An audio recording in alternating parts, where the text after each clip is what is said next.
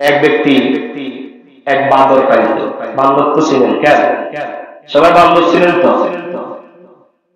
তো বান্দর পালত, এই ব্যক্তি বান্দরকে খাবার দিত।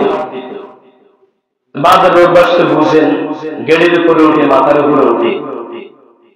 অনেকে বিড়াল পালে না বাড়িতে, বিড়াল শিখে পালেন না, ইয়ে তোলায় ওঠা, কমলের তলায় লেপের তলায় রুটি চালাবে গেছে না। এই ব্যক্তি বান্দর পালত, বসে বসে বান্দরের খাবার দিতেছে, আর পাশে একটা লাঠি লিখছে। কি লিখছে? তো বান্দরকে খাবার দেয়, খাবার দিলে বান্দরে এই খাবারটা খায়, আস্তে আস্তে আস্তে আস্তে সাংঘাই এই ব্যক্তি দান করে দেয় এক বাড়ি। কি দেয়? আবার বান্দর অনেক দূরে চলে যায়, আবার এমনি খাবার দেয়।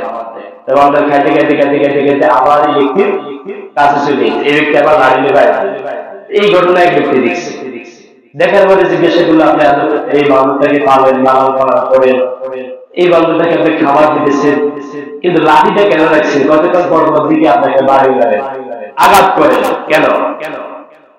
তখন বলে, ভাই আঘাত করি দুঃখে। কিসে? দুঃখে।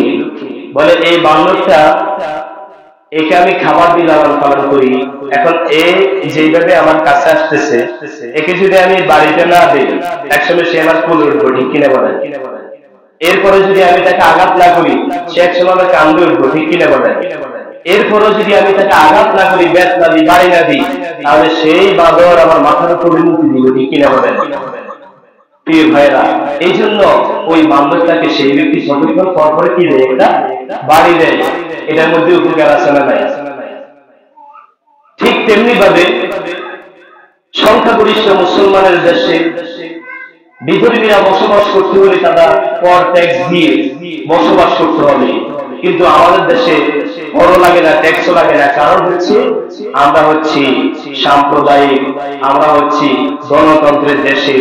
কিন্তু তাই বলে তারা যখন তখন মুসলমানদের প্রতি তারা এরকম নির্যাতন করবে, মুসলমানদের হত্যা করবে, খুন করবে, এটা কি মেনে নেওয়া যায় বলেন? আমরা স্পষ্ট বলেছি যে ইসকন এটা কোনো হিন্দু না, এটা হিন্দুর নাম বেছে বাংলাদেশে চলে এবং বহির্বিশ্বে একটা উগ্রবাদী দল হিসেবে স্বীকৃতি পেয়েছে। হিন্দুরা যুগ যুগ ধরে আমাদের সাথে বসবাস করছে, তার সাথে মুসলমানদের সাথে কখনো কোনো দ্বিমত হয় নাই। দ্বিমত হলেও কখনো এই পর্যায়ে খুনাখুনি, হত্যা এই পর্যন্ত যায় নাই। তার মানে ইসকন এটা হিন্দু সম্প্রদায় নয়, এটা একটা উগ্রবাদী দল।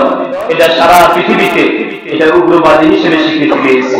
এই জন্য তাদেরকে রুখে দিতে হবে, তাদের বিরুদ্ধে আমাদেরকে শক্ত হাতে দমন করতে হবে। আল্লাহ তাআলা এই সমস্ত উগ্রবাদী থেকে আমাদেরকে হেফাজত করুন।